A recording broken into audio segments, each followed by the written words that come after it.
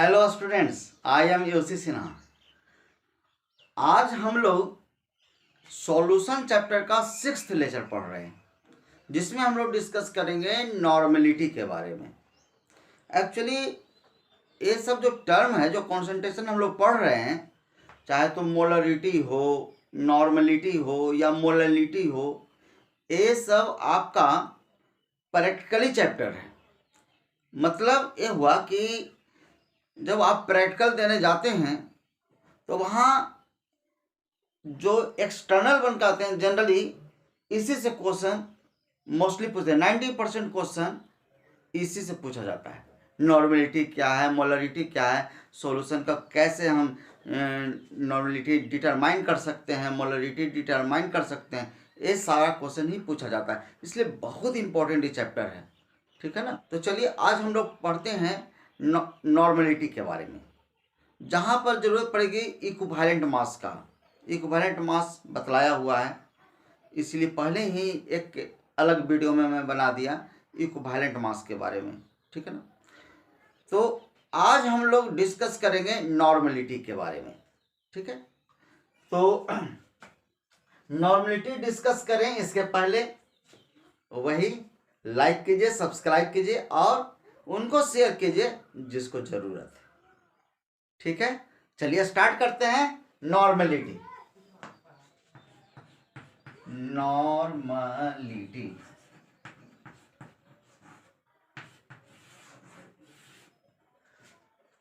Normality जिस तरह से मोलरिटी हम लोग पढ़े थे, मोलरिटी में होता था कि 1 लीटर सॉल्यूशन में कितना number of moles of solute घुला हुआ है ना। Number of moles of solute dissolved in 1 litre of solution. यहाँ पर बच्चों सारा चीज वही है, 1 लीटर सॉल्यूशन यहाँ भी है, लेकिन सॉल्यूट का जो क्वांटिटी है इस बार नंबर ऑफ ग्राम इक्विवेलेंट के टर्म में लेंगे। Number of gram equivalent of solute dissolved in 1 litre of solution, ठीक है ना। 1 लीटर सॉल्यूशन में कितना ग्राम इक्विवेलेंट का सॉल्यूट घुला हुआ है, ग्राम इक्विवेलेंट का सॉल्यूट घुला हुआ है, ए है, ठीक है ना। ए निकालना है। अगर नंबर ऑफ ग्राम इक्विवेलेंट निकाल लेते हैं, जैसे सपोज दैट नॉर्मलिटी जो है जिसको एन से डिनोट किया जाता है, क्या से डिनोट करेंगे, एन से डिनोट करेंगे। वहां पर मोलरिटी को एम से डिनोट किया जाता था, यहाँ पर एन से डिनोट किया जाता है। यहाँ है इसका क्या होता है, number of gram equivalent, number of gram equivalent. कैसे निकालते हैं ग्राम इक्विवेलेंट, ये पिछले लेक्चर में बतलाए थे। नंबर ऑफ ग्राम इक्विवेलेंट पर लीटर वॉल्यूम। पर लीटर वॉल्यूम का मतलब है कि वॉल्यूम से डिवाइड कर देंगे, वॉल्यूम लीटर में रहेगा। ए हो गया नॉर्मलिटी, बस और कुछ नहीं है। नंबर ऑफ ग्राम इक्विवेलेंट है इन 1 लीटर सॉल्यूशन, यानी कि ग्राम पर gram, number of gram equivalent by volume, A बनेगा नॉर्मलिटी, ठीक है। तो पहले एक डेफिनेशन देते हैं इसका, उसके बाद आगे आगे, है ना। पहले डेफिनेशन देते हैं, उसके बाद इसके आगे आगे कहानी बढ़ाएंगे, धीरे धीरे करके समझना है। तो पहले एक डेफिनेशन देते हैं इसका। It is defined as, it is defined as number of gram equivalent, number of gram equivalent, gram equivalent of solute,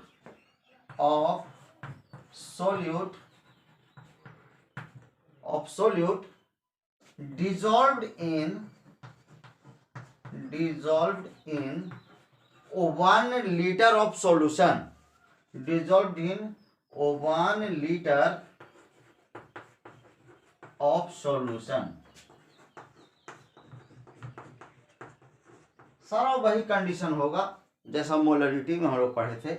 1 litre solution में कितना नंबर ऑफ मोल्स है, नंबर ऑफ ग्राम इक्विवेलेंट का सॉल्यूट है। It is denoted by, it is denoted by N, capital N, capital N से denote किया जाता है। अब एग्जाम्पल के तौर पर अगर लेते हैं, अगर सपोज डेट हमारे पास 0.2 n HCl का सॉल्यूशन है, समझिएगा 0.2 n HCl solution, 0.2 n HCl का सॉल्यूशन है। इसका मतलब क्या हुआ? इसका मतलब हो गया कि अभी बतलाए थे कि नॉर्मेलिटी को number of gram equivalent of solute, यानी कि 0.2 क्या हो गया? इसका मतलब हो गया कि 0.2 ग्राम इक्विवेलेंट है। ये 0. के आगे 0. जो भी होता है वो होता है 0.2 ग्राम इक्विवेलेंट ऑफ सोल्यूट। सोल्यूट यहां पर कौन हो गया? HCl हो गया। ऑफ HCl डिजोल्व इन कितना में, या डायरेक्ट लिखे इन 1 लीटर ऑफ सॉल्यूशन। बस सिंपल सा इसका मीनिंग यही हो गया कि 0.2 ग्राम इक्विवेलेंट है HCl का वो 1 लीटर सॉल्यूशन में। वो 1 लीटर सॉल्यूशन में ये इंडिकेट कर रहा है। अगर हमारे पास रहता 0.5 n H2SO4 सॉल्यूशन, बतलाओ कि इसका मतलब क्या हो गया? इसका मतलब क्या निकल रहा है? इसका मतलब निकल रहा है कि 0.5 ग्राम इक्विवेलेंट है H2SO4 का, 0.5 ग्राम equivalent of H2SO4 in 1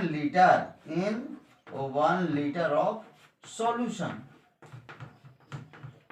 simple सा यही इसका मीनिंग हो गया कि 0.5 ग्राम equivalent of H2SO4 in 1 litre of solution. Clear है? इतना में कोई दिक्कत नहीं होना चाहिए। ग्राम इक्विवेलेंट का कॉन्सेप्ट बतला दिए हैं तो जी उससे आप मास भी निकाल सकते हैं, है ना, ग्राम में कन्वर्ट कर सकते हैं, ग्राम ला सकते हैं कि इसका मतलब है कि इतना ग्राम इक्विवेलेंट है H2SO4 तो कितना ग्राम ही हो गया। ठीक है, तो इस तरह से क्यों कैसे निकाल सकते हैं 0.5 ग्राम इक्विवेलेंट को? ग्राम कितना होगा देखिए यहीं पर मैं निकाल देता हूं कि 0.5 ग्राम इक्विवेलेंट का ग्राम पूछेगा कि इसका मास कितना है। यहीं से क्वेश्चन देखिए, एक क्वेश्चन पूछ देगा, इतना ऐसा दिया रहेगा कहेगा कितना ग्राम में H2SO4 डाला हुआ है। तो बच्चों बतलाए थे कि number of gram equivalent equal to number of gram equivalent equal to होता है given mass by equivalent mass, ये फॉर्मूला होता है। तो नंबर ऑफ ग्राम इक्विवेलेंट कितना है? 0.5 ग्राम इक्विवेलेंट है, तो 0.5 यहां पर रख देंगे इक्वल टू मास हमको निकालना है, हम लोग को मास निकालना है। तो गिवन मास को x मान लेते हैं, x ग्राम आ जाएगा, x इक्विवेलेंट मास। तो H2SO4 है, H2SO4 का इक्विवेलेंट मास कितना होगा? कल बतलाए थे, ये एसिड है। H2SO4 का एग्जांपल भी दिए थे कि H2SO4 का मास बाई क्या होता है? रिप्लेसेबल हाइड्रोजन एटम या बेसिसिटी ऑफ एसिड। तो इसका मोलिकुलर मास 98 हो जाएगा बाई इसका रिप्लेसेबल 2 हो जाएगा, 2 हाइड्रोजन है यानी कि बेसिसिटी इसका 2 है, या n फैक्टर जिसको भी कह सकते हैं। n फैक्टर आपका कितना है? वैलेंसी फैक्टर 2 है, तो ये कैंसिल करेंगे तो 49 आ जाएगा। तो ये हो गया इक्विवेलेंट मास हो गया, है ना, तो 49 हो गया। चलिए अब x नहीं निकल गया, x इक्वल टू हो जाएगा 49 इंटू 0.5 यानी कि हो जाएगा, ये हो जाएगा आपका 24.5 आ जाएगा, इतना ग्राम आ जाएगा। ठीक है नहीं, 24.5 ग्राम आ जाएगा इसका आंसर। तो देखिए तो मास भी निकाल दिए, या मास ही दिया रहेगा तो ग्राम इक्विवेलेंट के टर्म में ले जा सकते हैं। तो चलिए इस तरह से इसको नोट कीजिए। अब थोड़ा और कहानी आगे बढ़ाते हैं। जैसे जब अभी बतलाया कि NH2SO4 सॉल्यूशन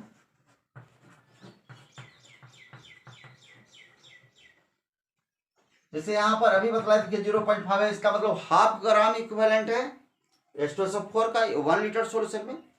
अब नहीं कुछ है, चलिए आगे नहीं कुछ है, सिर्फ n सॉल्यूशन है ना, 1 gram equivalent H2SO4 in 1 liter solution. This is called normal solution. This is called normal solution. अगर n/2 है, n/2 H2SO4 सॉल्यूशन है, तो इसका मतलब हो गया कि हाफ ग्राम इक्विवेलेंट है 1 लीटर सॉल्यूशन में। This is called semi normal solution. This is called semi normal solution. लेकिन सब चीज का मॉडिफाई हो रहा है, तो इसको मॉडर्न कॉन्सेप्ट मतलब आजकल एक नया टर्म इसको दिया जा रहा है, semi normal is also called hemi normal. Hemi normal solution, hemi normal solution भी आजकल कहा जाता है इसको, सेमी नॉर्मल सॉल्यूशन को। ठीक है, अब n/10 ले लेते हैं, यानी कि 0.1 ग्राम इक्विवेलेंट हो गया। इसको हम बोलेंगे डेसी नॉर्मल। क्या बोलेंगे? डेसी नॉर्मल सॉल्यूशन इसको बोलेंगे, डेसी नॉर्मल सॉल्यूशन। n/100 है, n/100 है, ऐसे सॉल्यूशन को हम लोग बोलेंगे centi normal. Centi normal solution, centi normal solution हो गया। तो ये कुछ टर्म है, इसको आपको याद रखना है, समझना है ना। अगर पूछेगा कि डेसी नॉर्मल सॉल्यूशन है, इसका मतलब है कि 1/10 है, यानी कि 0.1 ग्राम इक्विवेलेंट है सोलूट 1 लीटर में। तो उसी तरह से सारा चीज हो जाएगा। ठीक है, तो इसको मैं मिटा रहा हूं, इसको note. Let W gram of solute, W gram of solute equivalent mass, इसका इक्विवेलेंट मास E मान लेते हैं, इक्विवेलेंट मास कैपिटल E मान लेते हैं,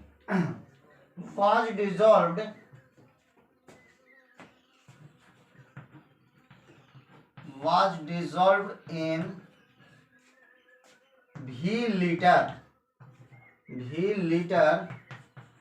of solution, V liter of solution। तो V लीटर में W ग्राम सोलूट है, तो नॉर्मलिटी निकालने के लिए हमको जरूरत क्या पड़ेगा? ग्राम इक्विवेलेंट का। नंबर ऑफ ग्राम इक्विवेलेंट निकाल लेते हैं। Number of gram equivalent equal to होता है given mass by equivalent mass. तो number of gram equivalent equal to given mass, W gram है, इक्विवेलेंट मास उसका E मान लिए हैं, तो मास में इक्विवेलेंट मास से डिवाइड करेंगे तो नंबर ऑफ ग्राम इक्विवेलेंट आ गया। अब इतना ग्राम इक्विवेलेंट कितना में डिसॉल्व्ड है? V लीटर सॉल्यूशन में है। समझ में आ रही है ना? इतना ग्राम यानी कि W/E ग्राम इक्विवेलेंट कितना V लीटर सॉल्यूशन में है, तो लिखेंगे कि सिंस इन V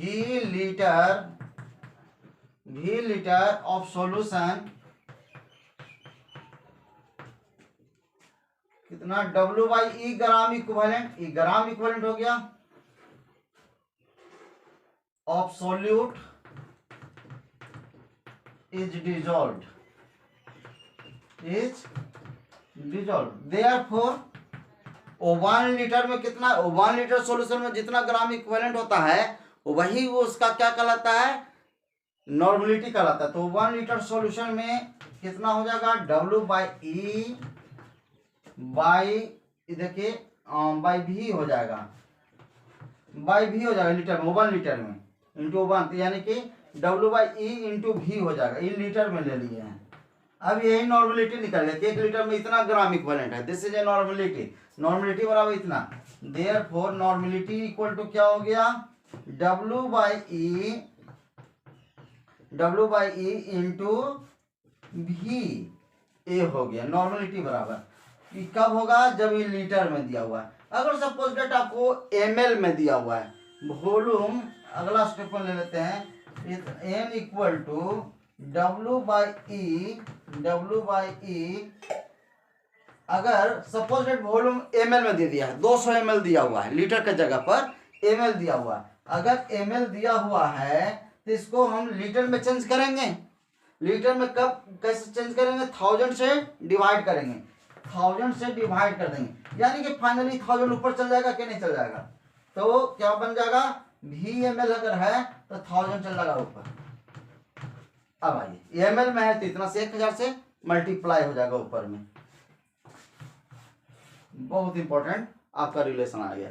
तो लीटर में है तो डायरेक्ट लीटर, उसको फिर ml में अगर दिया हुआ तो 1000 से डिवाइड कर दीजिए, बस आ जाएगा नॉर्मलिटी। क्लियर हो गया।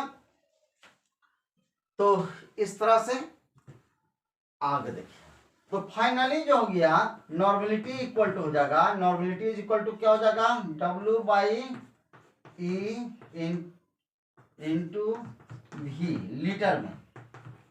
अब जो भी बनेगा इसी पर हम लोग देखिए कितना न्यूमेरिकल बनाते हैं।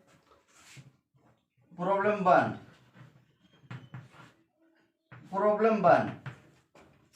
Calculate the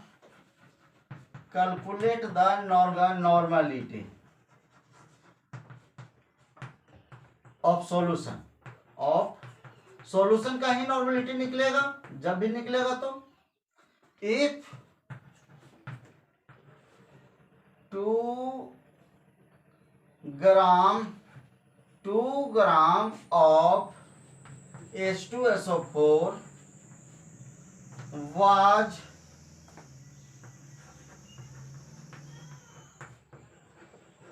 dissolved in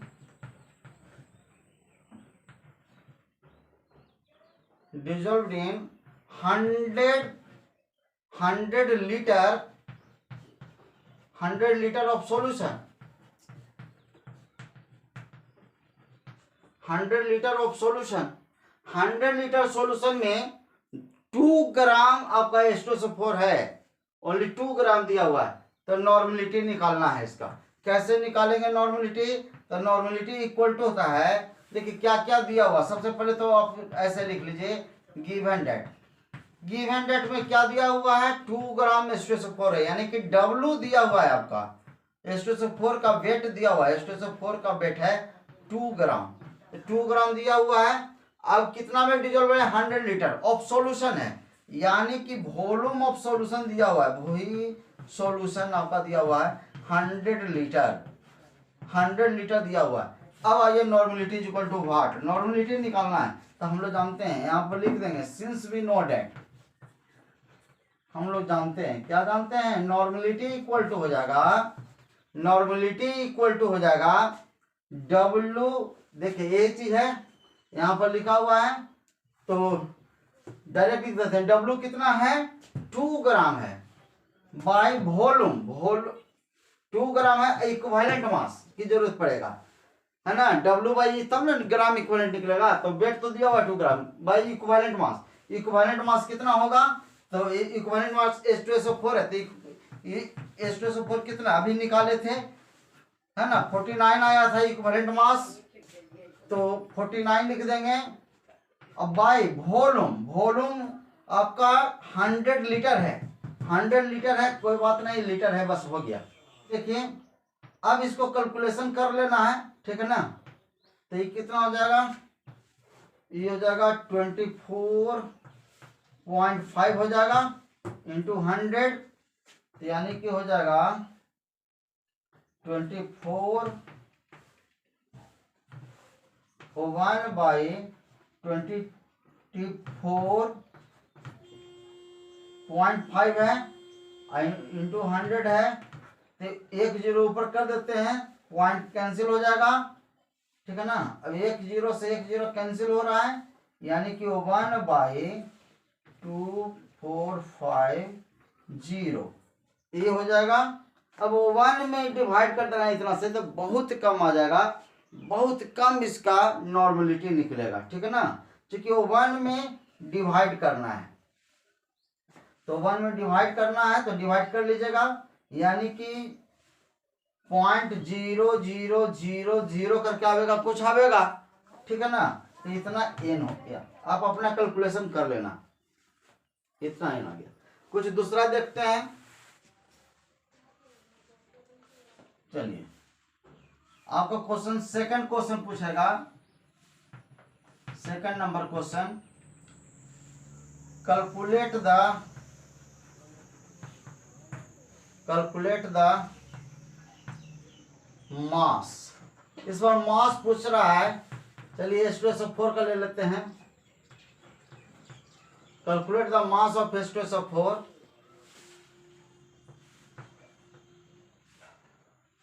in if H2SO4 if its normality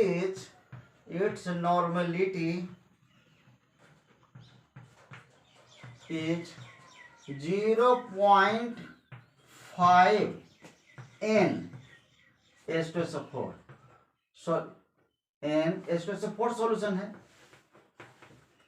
बस ऐसा है। इसका मास क्या होगा, वेट पूछ रहा है, ठीक ना। तो देखिए कैसे निकालते हैं, सिंस इसका नॉर्मलिटी दिया हुआ है, कितना नॉर्मलिटी दिया हुआ है, 0.5 दिया हुआ है, मास निकालना है, यानी कि W पूछ रहा है H2SO4 का। तो हम लोग जानते हैं कि N इक्वल टू होता है W/E इंटू V होता है, चलिए ये होता है। तो नॉर्मलिटी आपका दिया हुआ 0.5 है, 0.5 है, इक्वल टू W हमको निकालना है, बाई इक्विवेलेंट मास 49 होता है H2SO4 का, बाई V कितना लीटर है। तो चूंकि नॉर्मलिटी अभी बताए थे कि 0.5 n है, तो इसका मतलब है कि 0.5 ग्राम इक्विवेलेंट है इन 1 लीटर सॉल्यूशन में, नॉर्मलिटी होता है 1 लीटर सॉल्यूशन में। तो वॉल्यूम आपका दिया हुआ है कितना, O1 लीटर सॉल्यूशन में, ऐसा है। देखो W equal to 0.5 into U पर चल जाएगा तो 49 हो गया, यानी कि हो जाएगा, ये हाफ हो गया, यानी कि 24.5 ग्राम हो जाएगा। This is your answer. इतना ग्राम डालेंगे तौल कर H2SO4, तब जाकर के हमारा 0.5 नॉर्मलिटी का सॉल्यूशन तैयार होगा। ऐसा भी देखिए, यही सब प्रैक्टिकल में पूछा जाता है भाइवा वगैरह में कि 0.5 n है, इसका मतलब क्या होता है ना। H2SO4 है तो कितना ग्राम डालेंगे कि इतना सॉल्यूशन तैयार हो जाएगा, ऐसा करके पूछ देगा। या पूछ देगा कि 0.5 n का मतलब क्या होता है, तो ये तो सब आप जानते होंगे कि हाफ सेमी नॉर्मल है, हाफ ग्राम इक्विवेलेंट है 1 लीटर सॉल्यूशन में, सेमी नॉर्मल सॉल्यूशन हो गया। तो इसमें W कितना लेंगे तो निकाल लेंगे, W आपका आ जाएगा 24.5 ग्राम लिया जाएगा, तभी आपका सेमी नॉर्मल सॉल्यूशन तैयार होगा। चलिए ये हो गया, कुछ और देख लेते हैं। डाइल्यूशन, नॉर्मलिटी ऑन, प्रॉब्लम नहीं है, कुछ फिर कॉन्सेप्ट मैं जोड़ रहा हूं इसमें, नया कॉन्सेप्ट इसमें, normality on dilution, normality on dilution बतलाए थे कि सेम वही है, उसी टाइप का जिसमें नॉर्मल मोलरिटी पढ़े थे, उसी टाइप का है। अब नॉर्मलिटी ऑफ डाइल्यूशन करें। डाइल्यूशन का मतलब है कि जैसे आपके पास एक सॉल्यूशन है, कोई सॉल्यूशन दिया हुआ है, जैसे मान लेते हैं कि n सॉल्यूशन है, इसका वॉल्यूम मान लेते हैं कि VmL है, ठीक ना, इतना तक आपका भरा हुआ है। इसका V1 है, V1 ml है या लीटर है, इससे मतलब नहीं, इसको N1 मान लेते हैं। अब इसमें चूंकि वाटर रखा हुआ है, कुछ वाटर रखा हुआ है, ये है H2O, फिर वही एक बच्चा आए इसको इसमें मिला दिया तो वॉल्यूम तो बढ़ गया जी सॉल्यूशन का, वाटर डाल दिए तो डाइल्यूशन हो गया। तो अब जो होगा इसको जोड़ने पर जो वाटर जब डालेंगे तो अब ये बन गया कुछ इतना बन गया सॉल्यूशन। सोल्यूट आपको वही है, सोल्यूट तो हम चेंज नहीं कर रहे, केवल वाटर सॉल्वेंट चेंज कर रहे हैं, सॉल्यूशन बढ़ा रहे हैं। H2SO4 जितना पहले या जो भी सोल्यूट ले रहे हैं उतना ही है। तो ये चीज हो गया। अब ये जो सॉल्यूशन बना वाटर डालने के बाद अभी बना, इसको वॉल्यूम V2 है, V2 लीटर है या ml है जो भी है। अब इसका नॉर्मेलिटी तो चेंज करेगा ना, नॉर्मेलिटी आपका चेंज करेगा। अभी नॉर्मेलिटी N2 हो गया मान लेते हैं। तो दोनों में पहला ये था, वाटर डालने के बाद अब ऐसा हो गया कंडीशन, तो क्या हो गया, तो बस बन जाएगा N1 into V1, N1 into V1। आई बाद में क्या हो गया N2 इंटू V2। अभी दोनों आपस में क्या होगा, इक्वल होगा। ऐसा ही इक्वेशन लाए थे मोलरिटी में, M1 V1 equal to M2 V2। Molarity बढ़ता था तो वॉल्यूम बढ़ाते थे, मोलरिटी घटेगा। यहाँ भी वही चीज है, वॉल्यूम बढ़ावेंगे तो नॉर्मेलिटी उसका कम हो जाएगा, है ना। तो यानी कि N1 से N2 क्या होना चाहिए, अगर वॉल्यूम बढ़ा रहे हैं तो कम हो जाना चाहिए, ठीक है। ये हो गया। अब N1 V1 equal to N2 V2 हो गया, ठीक है। अब इसी पर न्यूमेरिकल देखिए कैसे बनाते हैं प्रॉब्लम। अगला जो भी प्रॉब्लम है इस पर दे रहे हैं, if solution of HCl having 200 ml of 0.5 N, ठीक है ना। HCl का सोल्यूशन है जिसका वॉल्यूम कितना दिया हुआ है 200 ml दिया हुआ है, उसका नॉर्मेलिटी दे दिया है। इफ 500 ml या 200 ml 300 मिला दो, 300 ml of water was added to solution, what will be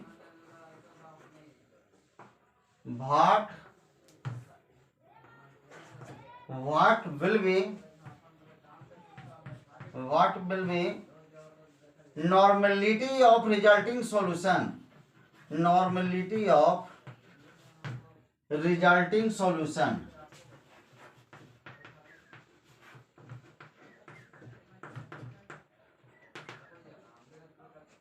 तो आपका इस तरह का क्वेश्चन है कि if A solution of HCl having 200 ml of 0.5 N, if 300 ml of water was added, उस सॉल्यूशन में है ना, जैसे इसमें ये पहले से आपका कितना था वॉल्यूम 200 ml है, सॉल्यूशन का वॉल्यूम ही दिया हुआ है 200 ml, यानी कि हो गया V1, ये V1 दे दिया है और 0.5 N नॉर्मेलिटी स्ट्रेंथ दिया हुआ है, ठीक है ना। तो इसका नॉर्मेलिटी कितना दिया हुआ 0.5 N दिया हुआ है, ठीक है ना। तो ये हो गया आपका N1 हो गया, ये N1 दे दिया है। अब कह रहा है कि इसमें वाटर डाल दिए 500 ml वाटर डाल दिए हैं, तो अब सॉल्यूशन क्या बनेगा, डायरेक्ट लिख देते हैं सॉल्यूशन। वाटर डालने के बाद अब इतना हो गया, तो अभी जो V2 हो गया कितना हो जाएगा, V2 इसमें V2 कितना हो जाएगा, V2 हो जाएगा क्योंकि 200 तो पहले से था वॉल्यूम, 200 पहले से था, 300 वाटर मिलाया गया तो अब वॉल्यूम 500 ml हो गया, ये दिस इज V2 हो जाएगा 500 ml बन गया। अब इसका N2 क्या होगा, तो हम लोग जानते हैं बन जाएगा, सिंस वी नो दैट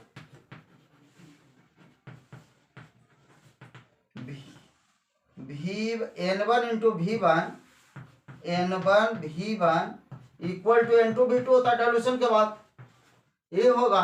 तो N1 आपका दिया हुआ है 0.5 इंटू V1 दिया हुआ 200 ml, 200 इक्वल टू N2 कितना है, N2 तुमको निकालना है, V2 कितना है, V2 हो गया अब 800, 500 पहले से 200 पहले से तब 500 मिला दिए तो 800 हो गया।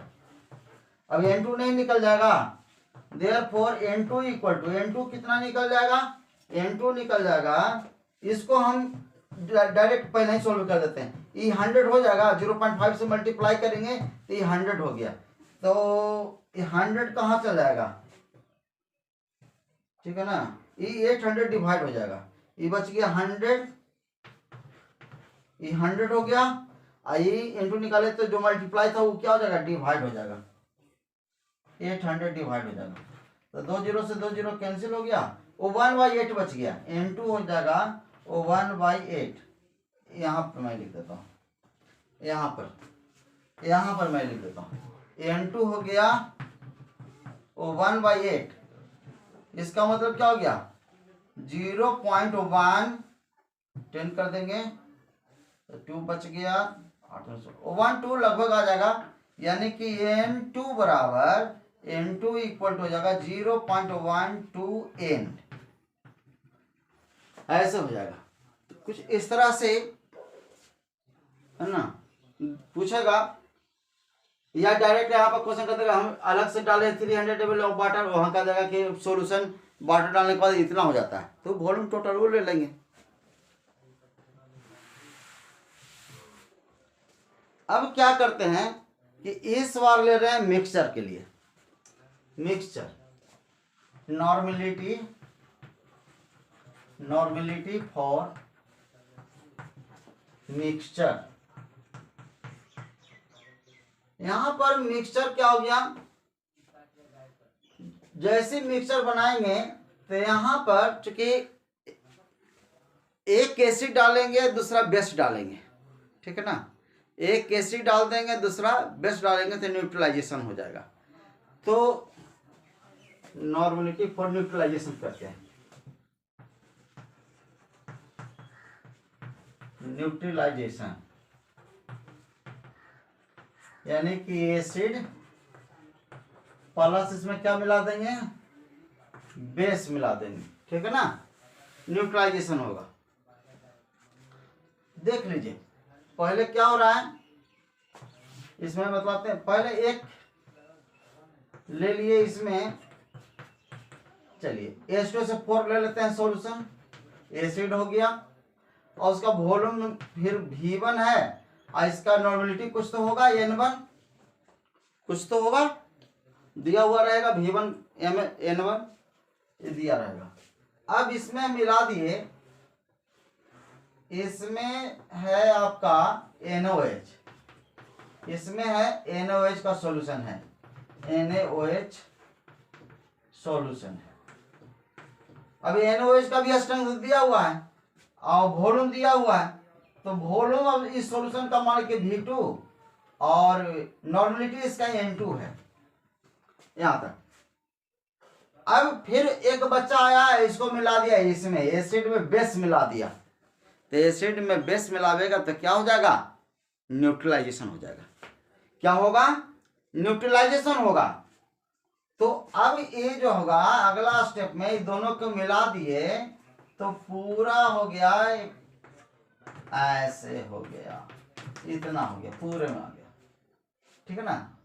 तो अब क्या होगा इसका, अब नॉर्मेलिटी क्या होगा, है ना। अब मान लो कि इसका नॉर्मेलिटी क्या हो गया, यानी कि V टोटल मान लेते हैं, टोटल वॉल्यूम V हो जाएगा, V1 प्लस V2 ये V हो जाएगा। अब जो बचेगा नॉर्मेलिटी N मान लेते हैं कि अब न्यूट्रलाइजेशन के बाद कितना नॉर्मेलिटी हुआ, तो ये हो जाएगा N, इसको मान लेते हैं। अभी कैसे बनेगा, तो इसका स्ट्रेंथ क्या हो गया, V1 इंटू N1 हो जाएगा, V1 इंटू N1 हो जाएगा। इसका क्या हो जाएगा, V2 इंटू N2, ऐसा होगा। अब जब मिलाए तो क्या हो जाएगा, स्ट्रेंथ यानी कि ये वाला नॉर्मेलिटी ये हो गया N इक्वल टू हो जाएगा ये जो एन है यानी कि फाइनल न्यूट्रलाइजेशन के लिए, यानी कि इसको मिक्सर भी कर सकते हैं, मिक्सर क्या हो जाएगा, देखिए V1N1, आप समझिए मोलरिटी में क्या करते थे, वहां जुटता था, प्लस करते थे, यहाँ न्यूट्रलाइज कर रहा है उतना, मान क्या एसिड ज़्यादा है, उसका स्ट्रेंथ ज़्यादा है, बेस का स्ट्रेंथ कम है, तो जो बतलाए थे कि जो कम वाला है वो 100% न्यूट्रलाइज हो जाएगा, खत्म हो जाएगा, और कुछ एसिड का नेचर बच जाएगा, ठीक है ना। या अगर बेस का स्ट्रेंथ ज़्यादा है उसमें एसिड डाल दीजिए, तो कम वाला 100% न्यूट्रलाइज कर जाता है, तो इस बार एसिड जो कम स्ट्रेंथ है वो 100% न्यूट्रलाइज कर जाएगा, और कुछ नेचर किसका बनेगा, बेस का बनेगा। तो V1N1 इस बार क्या हो जाएगा, माइनस हो जाएगा, माइनस हो जाएगा V2N2। अब ये भी क्वेश्चन है किसमें कौन माइनस करेंगे, तो जो ज्यादा होगा उसमें कम माइनस करेंगे, अगर ये ज्यादा है ये कम है तो ज्यादा माइनस, अगर ये ज्यादा रहता है ये कम रहता तो V2N2 माइनस होता है V1N1, ऐसे होता है। तो मान लेते कि ज्यादा है, बाई टोटल वॉल्यूम को क्या मान लिए हैं, V मान लिए हैं, V में कौन हो जाएगा, इसको हम ऐसे भी लिख सकते हैं V1 plus V2, V1 plus V2, ये हो जाएगा आपका नॉर्मलिटी, इस तरह से हो जाएगा, ठीक है ना। यहाँ पर क्या हो रहा है, V1N1 आपका ग्रेटर देन है V2N2 से, बस बेस्ट न्यूमेरिकल देखिए करते हैं,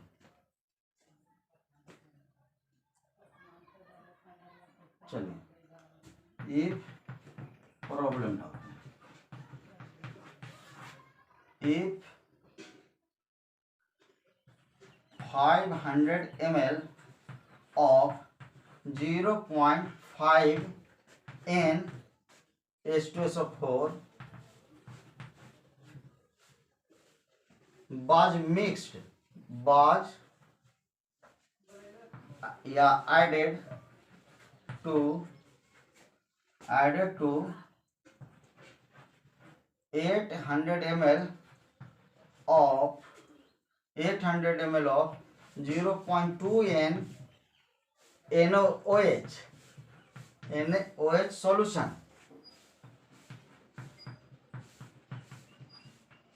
then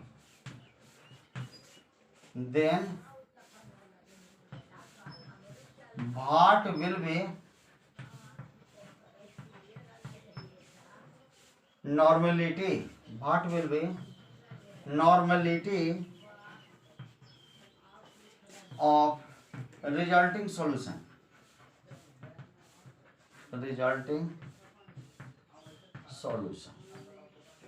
तो देखिए 500 ml ऑफ इतना H2SO4 है, पहला सॉल्यूशन H2SO4 है, तो यहाँ पर ये हो जाएगा V1, इसको क्या मान लेंगे, V1 मान लेंगे, ये हो जाएगा N1 हो जाएगा, तो V1 आपका कितना हो गया, 500 ml हो गया, N1 आपका N1 हो गया 0.5 N हो गया N1। अब V2 कितना हो जाएगा, V2 आपका 800 ml होगा, V2 आपका 800 ml होगा, और उसका ये क्या हो गया, नॉर्मलिटी, ये कितना हो जाएगा 0.2 हो जाएगा N, बस ये हो जाएगा। तो अब आपसे पूछ रहा है कि पूरे सॉल्यूशन का जब मिक्स करेंगे तो अब रिजल्टिंग सॉल्यूशन का नॉर्मलिटी क्या हो जाएगा, N निकालते हैं, मैंने रिजल्टिंग सॉल्यूशन का N, इसको मिटा देते हैं,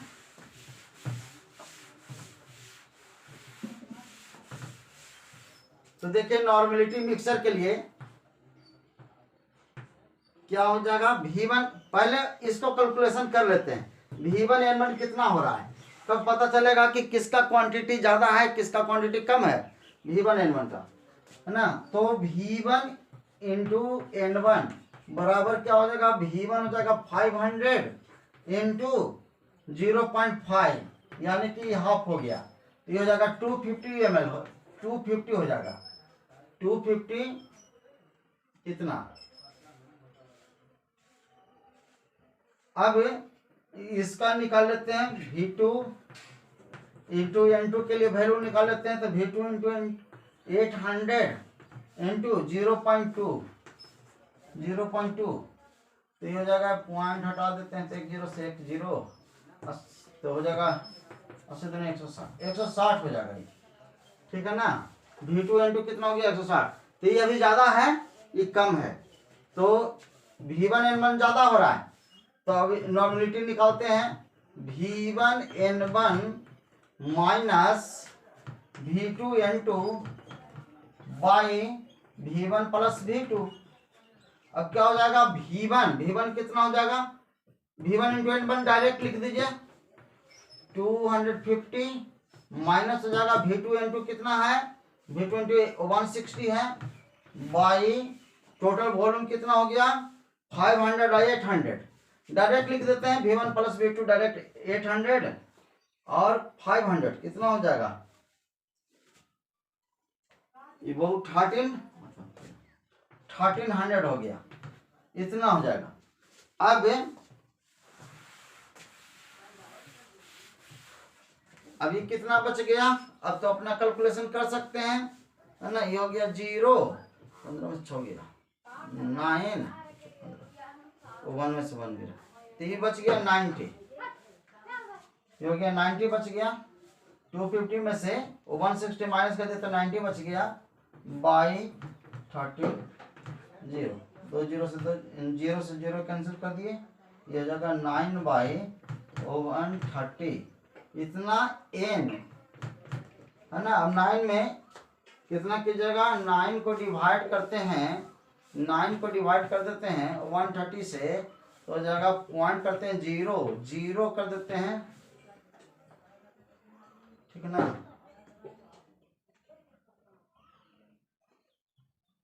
कितना हो जाएगा,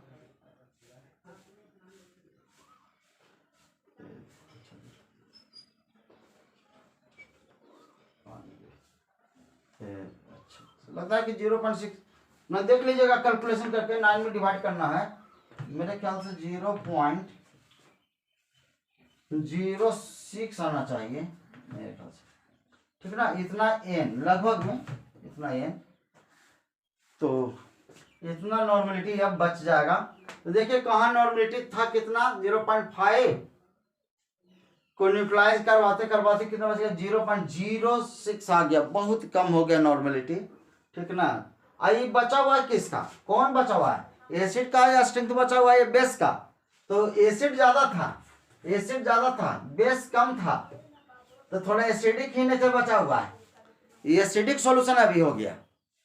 ऐसा भी क्वेश्चन पूछ सकता है कि अगर इतना मिलाते हैं तो सॉल्यूशन का नेचर क्या होगा, एसिडिक होगा या बेस होगा, तो एसिडिक नेचर का है, क्योंकि एसिड बचा हुआ है अभी। क्लियर हो गया, चलिए ये हो गया। कुछ इसी तरह से क्वेश्चन पूछे, देखिए इसका लास्ट कॉन्सेप्ट दे रहे हैं, रिलेशन बिटवीन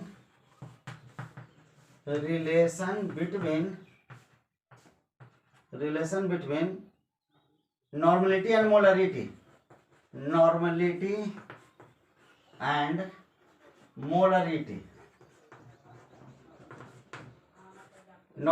मोलरिटी में क्या रिलेशन है, ये हम लोग देखेंगे, ठीक है। थर्ड कॉन्सेप्ट इसमें जा रहा है, तो नॉर्मलिटी और मोलरिटी में क्या रिलेशन है, नॉर्मलिटी दिया रहेगा, कहेगा कि मोलरिटी निकालिए, बस और कुछ नहीं कहेगा, इतना से काम। तो देखिए एक होता है नॉर्मलिटी अगर दिया हुआ है, देखिए समझिएगा, नॉर्मलिटी अगर दिया हुआ है, आइदर मोलरिटी है ना, number of mole of solute in 1 litre solution, आई क्या है, number of gram equivalent in 1 litre solution. चलिए अब इस नॉर्मलिटी को मैं चाह रहा हूं कि मोलरिटी के बराबर हो जाए, या मोलरिटी नॉर्मलिटी के बराबर हो जाए, तो कुछ फैक्टर से बैलेंस करना पड़ेगा ना, मान के ज्यादा है या कम है, तो फैक्टर से कुछ मल्टीप्लाई कर देते हैं। तो फैक्टर यहाँ पर है, अगर अभी तो बराबर नहीं है दोनों, लेकिन जैसे ही n से मल्टीप्लाई कर देंगे तब इसके बराबर हो जाएगा, ठीक है ना। अब इसके बराबर हो जाएगा। अब कहिए कि n तो नॉर्मलिटी हो गया, m मोलरिटी हो गया, n क्या हो गया, वेयर एन जो है आपका वैलेंसी फैक्टर है। वैलेंसी फैक्टर, वैलेंसी फैक्टर क्या होता है बतलाए थे, एसिड रहेगा तो रिप्लेसेबल हाइड्रोजन उसमें कितना है, this is valency factor. Base है तो number of replaceable hydroxide ion कितना, वो हो गया। सॉल्ट है तो सॉल्ट को डिवाइड क्या चीज से करते थे इक्विवेलेंट मास निकालने के लिए, number of items of metal into its valency. पिछला लेक्चर देखिएगा समझ में आ जाएगा वैलेंसी फैक्टर क्या होता है। तो उससे अब कहिए कि दोनों आया कैसे, कैसे ही समझेंगे कि इसके बराबर है, तो देख लो, अगर विश्वास नहीं है तो देखो, देखो क्या होगा। फॉर्मूला बतलाए थे, मोलरिटी के लिए फॉर्मूला क्या था, मोलरिटी के लिए फॉर मोलरिटी, मोलरिटी का फॉर्मूला था कि मोलरिटी इक्वल टू होता है W इंटू या W बाई बराबर, इसको मोल में बदलते हैं X। मोलरिटी बतलाते हैं कि number of moles of solute dissolved in 1 litre of solution by V, ये लीटर होता है।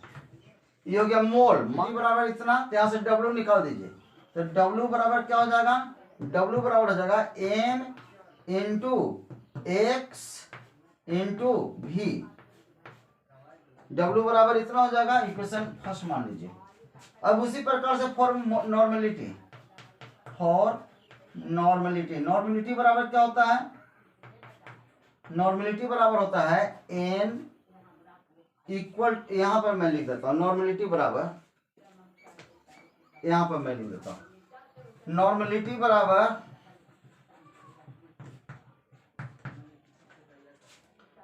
बराबर होता है W by E into V होता है, अभी बतलाए हैं लीटर में।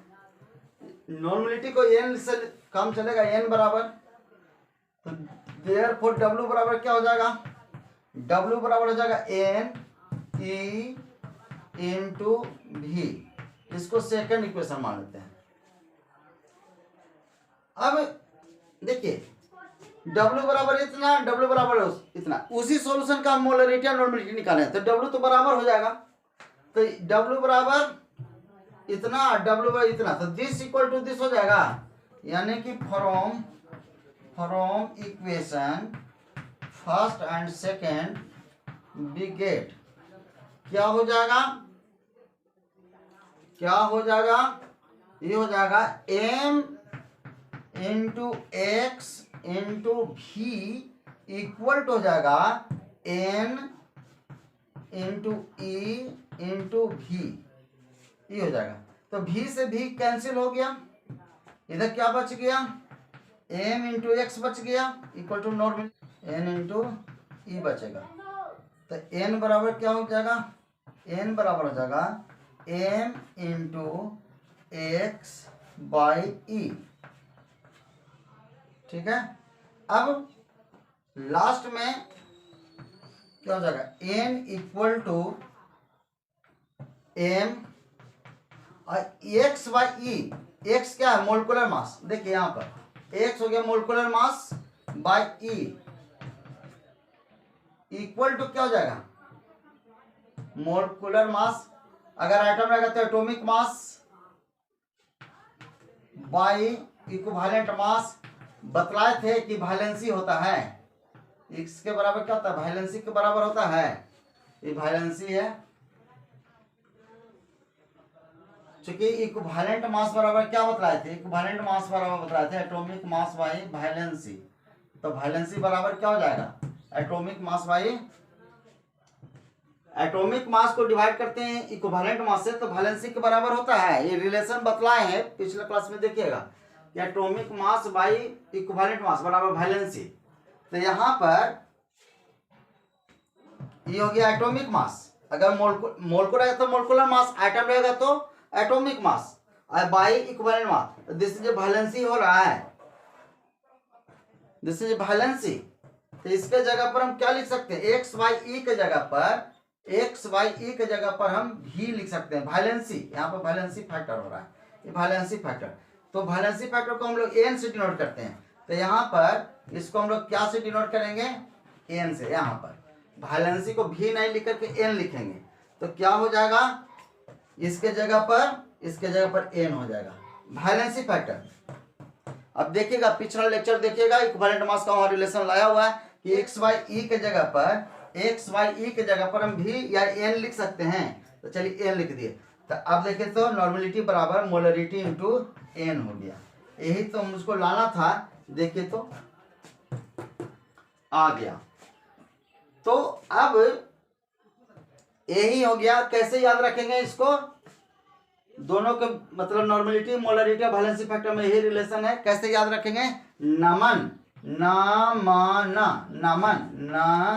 देखिए नमन ऐसे चलेगा, नमन, इसको बराबर कर दीजिए, ठीक है, इस तरह से नमन याद रखिएगा, याद हो जाएगा। तो अब इसको आप लोग नोट कर लीजिए, ठीक है ना। आपको इतना की जरूरत नहीं है, ये आपको कोई बहुत आपका कॉन्सेप्ट नहीं पूछ रहा है, ठीक है ना। आपको यही याद रखना है, लेकिन ये आपको क्लियर करने के लिए मैं इतना कर दिया, ठीक है ना। तो बस इतना एक इक्वेशन याद रखिएगा बस, ठीक है। अब इस पर प्रॉब्लम देखिए, एक दे देते हैं, what is normality of H2SO4 solution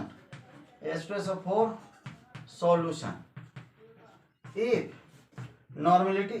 molarity of solution is, if molarity of solution is 0.5 n। चलिए नॉर्मेलिटी दिया हुआ है, सॉरी मोलरिटी दिया हुआ है, मोलरिटी कैपिटल एम, इतना मोलरिटी दिया हुआ है, नॉर्मेलिटी पूछ रहा है। कितना आसान क्वेश्चन है, मोलरिटी देके नॉर्मेलिटी पूछ रहा है। तो हम लोग जानते हैं, देखिए सॉल्यूशन कर रहे हैं, यहीं पर सॉल्यूशन कर रहे हैं, याद रखते हैं नमन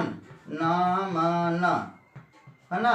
तो नमन ए नॉर्मेलिटी इक्वल टू क्या जगह, मोलरिटी कितना दिया हुआ है 0.5 N to valency factor. N क्या होता है, वैलेंसी फैक्टर क्या है, क्योंकि आपका क्या है H2SO4 है, H2SO4 का वैलेंसी फैक्टर कितना है 2, क्योंकि 2 रिप्लेसेबल हाइड्रोजन है, 2H देता है ना, SO4 माइनस। तो 2 आपका क्या हो गया वैलेंसी फैक्टर, तो 2 से मल्टीप्लाई कर दीजिए, बस नॉर्मेलिटी आपका निकल जाएगा। ये हो जाएगा